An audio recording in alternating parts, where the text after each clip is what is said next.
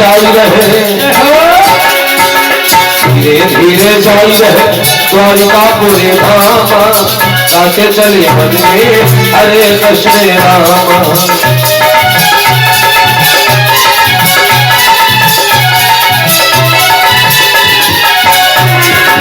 धीरे धीरे जाई रहे द्वारिकापुरी धामा, गाते चले मन में हरे कृष्ण रामा।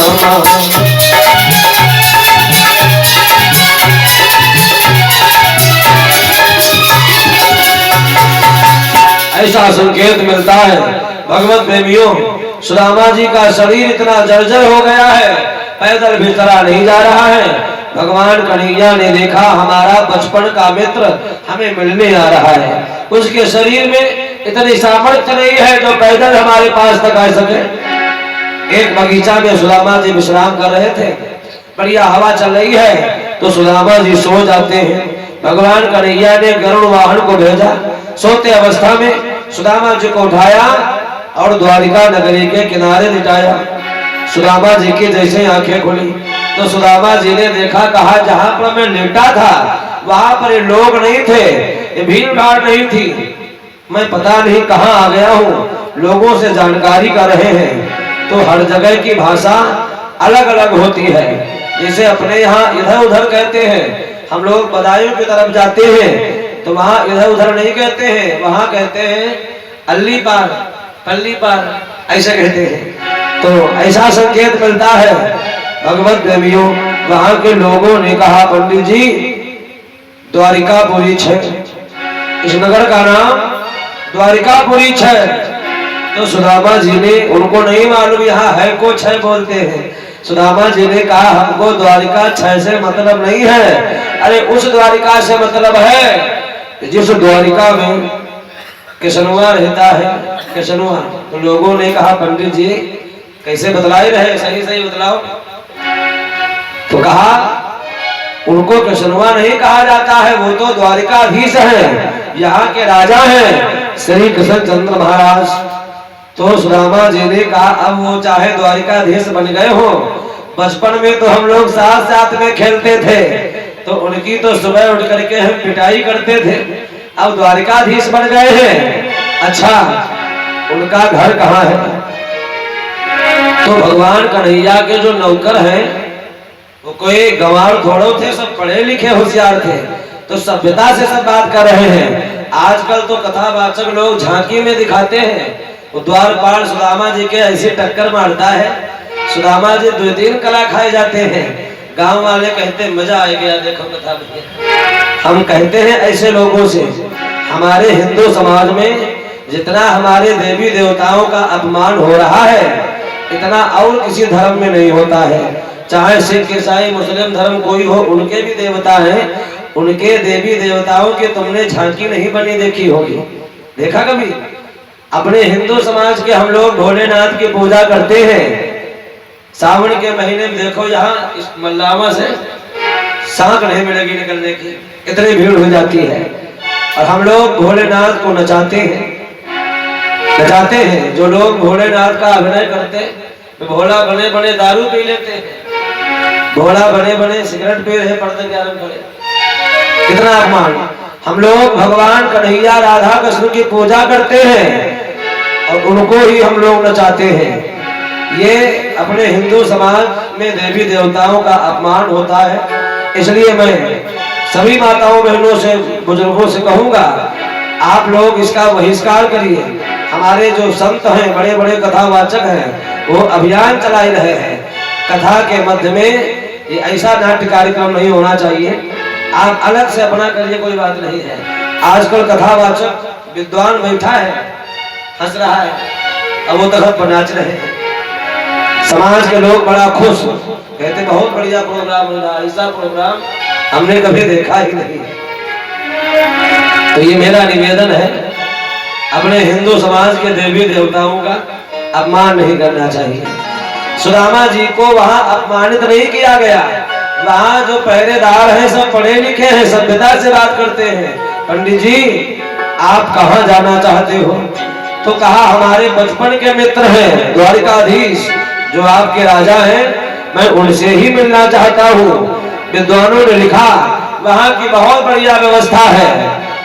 उस नटनागर की नगरी में नर नारी शोभा सागर है, उस ठाठे और ठकुराई में सब राजा रंग बराबर है।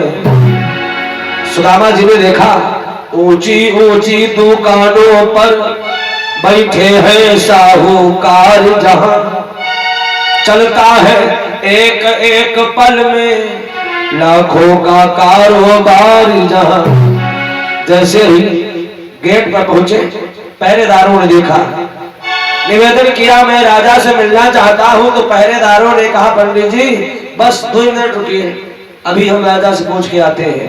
हुलिया लिखिए रजिस्टर पर, धोती पहने हैं, जो भी सामग्री सब लिखा। और जैसे ही भगवान कन्हैया के पास पहुंचा वो पहरेदार बोला महाराज अपने दरवाजे पर एक ऐसा व्यक्ति आया है, मैं सब डिटेल लेकर के लाया हूँ, सुनो कैसा व्यक्ति है। बोले शीश पका न झगातन पे प्रभु जाने की आई बसे के ग्राम, होती फटी सिलटी दुपटी और पाव उपावह की नहीं सामा। वो पहरेदार भगवान कन्हैया से बोला महाराज द्वार खड़ो तुझ दुर्बल एक रोचक शोभ सुधा अभिरामा, पूछत देव दयाल को धाम बतावत आपनो नाम सुदामा।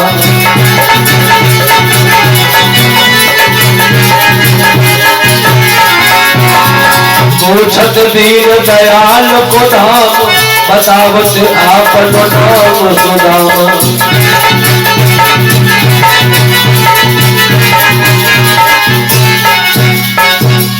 जैसे ही सुदामा जी का नाम सुना है भगवान कन्हैया ने तो बोले द्वारपाल के सुदामा नाम पाने सुने, छाणे राज काज ऐसी जी के गत जाने को। भगवान कन्हैया नंगे पैरों ही भाग दिए। सुदामा जी को देखा तो सुदामा जी के गले से लिपट करके रोने लगे हैं। भगवान कन्हैया ने कहा दादा आपकी ये दशा हो गई, आज से पहले आपने हमारे पास कोई पत्र व्यवहार नहीं किया। भगवान कन्हैया सुदामा जी की हालत को देख करके रो रहे हैं। कहा भैया तुम्हारी ये दशा हो गई, तुमने हमारे पास कोई सूचना नहीं की। प्रमाण ऐसा मिलता है। सुदामा जी की हालत को देख करके भगवान कन्हैया रो रहे हैं। अब तो असुमत की लागी झड़ी, जब ये नजरों से नजरें लड़ी।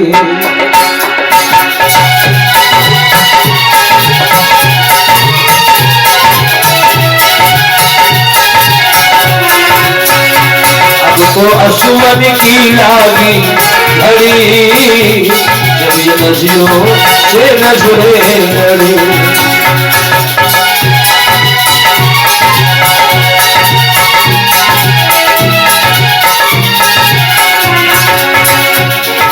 भगवान कन्हैया ने सुदामा जी से कहा दादा ना कोई संदेशा भिजवाया और ना कोई पत्र व्यवहार किया, ऐसा निर्दयी निकला दादा भैया को तूने विसार दिया। ऐसा निर्दयी निकला दादा भैया को तूने विसार दिया।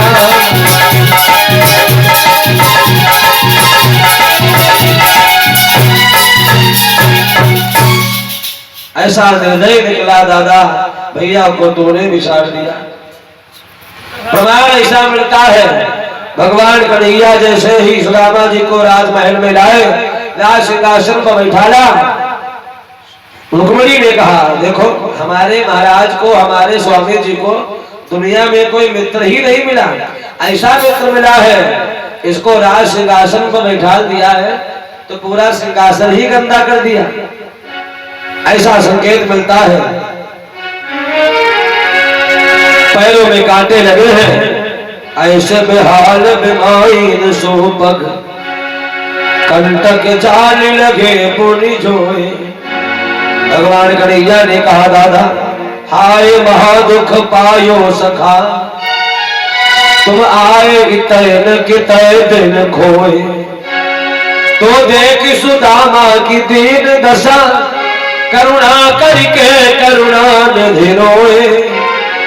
पानी परात को हाथ छुओ नहीं, नैनन के जल सो पग धोए। पैरों में लगे हुए कांटे निकाल रहे हैं, बढ़िया राजसी पोशाकें मंगवाई हैं। रुक्मणी नाश्ता पानी लेकर के आती है, एक कटोरी में बढ़िया रसगुल्ला लेकर के आती है। तो सुदामा जी ने जैसे ही रसगुल्ला मुंह में रखा गायब हो गया। तो कन्हैया से कहा कन्हैया तुम्हारे यहाँ के पेड़ बहुत बढ़िया है पेड़। तो भगवान कन्हैया ने कहा दादा क्या समझ रहे हो? कहा समझ क्या रहे हैं, गुल्लर है गुल्लर और क्या है। तो भगवान कन्हैया ने कहा गुल्लर नहीं है, अरे ये तो रसगुल्ला है, हमने दुकान से मंगवाए हैं, ऐसे कहा।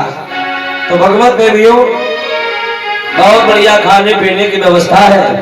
सुदामा जी से भगवान कन्हैया ने कहा दादा हमको तो लगता है तुम्हारी बचपन वाली आदत अभी भी नहीं छूटी है। काहे? क्या भाभी ने हमको कुछ भेंट में नहीं समर्पित किया क्या? कछु भाभी हम का दियो सो तुम काहे न देत, चाबी पोटली काख में रहे कहो के ही हेत।